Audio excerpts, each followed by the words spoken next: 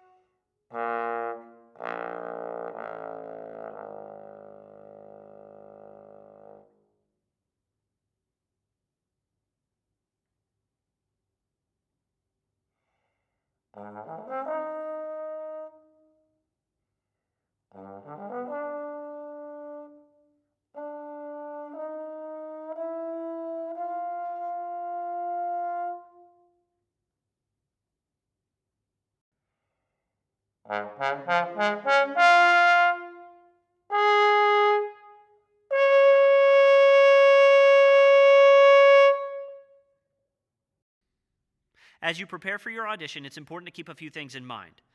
First off, there are a few errors in this part. I'm going to talk about them here, but I'll also include them in the description below. Number one, in bar 64, at the bottom of the first page, there should be a C natural. Second, in bar 140 on the second page, there should be a slur between the two octave Fs. And third, on the third page in bar 191, the slur starting at the beginning of the measure should extend all the way to the D. Second, this piece is divided into 3 contrasting sections. The first and third sections we'll call section A because they mirror each other. The middle slow section we'll call section B. So the form of the piece is A, B, A. The A sections are both marked at a quarter note equals 112 beats per minute. Typical expected performance tempo is considerably higher, anywhere from a quarter note equals 172 beats per minute all the way to 200 plus. So what you want to do is work up to that tempo. Start at 112 if you have to, but ultimately you want the quarter note to be somewhere around 168, 172, 180. As you're working up to that tempo, start working to set your metronome to the dotted half note instead of the quarter note. So instead of frantically trying to count in 3, 1, 2, 3, 1, 2, 3, you want to feel it in 1, 2, 3, 1, 2, 3, 1, 2, 3. That makes a whole lot more sense, and it gives it a sense of propulsion forward. The second slow section, the B section, doesn't need to be metronomic. As a matter of fact, it shouldn't be. So when you're practicing it, practice it with a metronome marked at the tempo mark, somewhere in the low 70s. But ultimately, your performance needs to push and pull. It needs to have some rubato. The tempo needs to breathe. A compelling performance of the middle section of this piece allows the performer to stretch time in order to create tension before it resolves itself. It's far more effective to do that. It's far more musically compelling than if you play it in strict tempo like you're playing with a metronome. The best way to practice this is to sing your part and conduct while you sing. If you don't know how to conduct, a simple 3 pattern is in, out, up. 1, 2, 3. Sing through your part and conduct, because that allows you to feel where the pulse is, and it ultimately tells you whether or not the musical ideas that you're trying to convey make sense organically with the music. Third, this piece is French. So that means stylistically that we want to be a little bit lighter. We don't want to play quite so loud on the super loud parts. We don't want to play quite so heavy on the heavily articulated parts. You want to make sure that you're feeling kind of a light lilt to all of it. So this is why we practice with our metronome set to the dotted half note instead of the quarter note. We want to feel that 1, 2, 3, 1, 2, 3, that lift, that lilt moving forward. In the middle section, you don't have to play the loudest sections really, really overly loud. It's not German. You don't have to overdo it. Be nice and light. Be just a little bit reserved in your approach, and I promise you, you'll give a very compelling musical performance. One more thing to be aware of with this solo. The B section, that slow melodic middle section, is in E major. Now, if you'll notice, E major is not one of the scales on the scale sheet that your band director gave to you when they gave you all the audition requirements. That's because E major is not one of the required scales for your audition. That being the case, you still need to learn your E major scale because this entire B section is in that E major key center. So to play as fluently and as accurately as possible, you really need to know your E major scale backwards and forwards.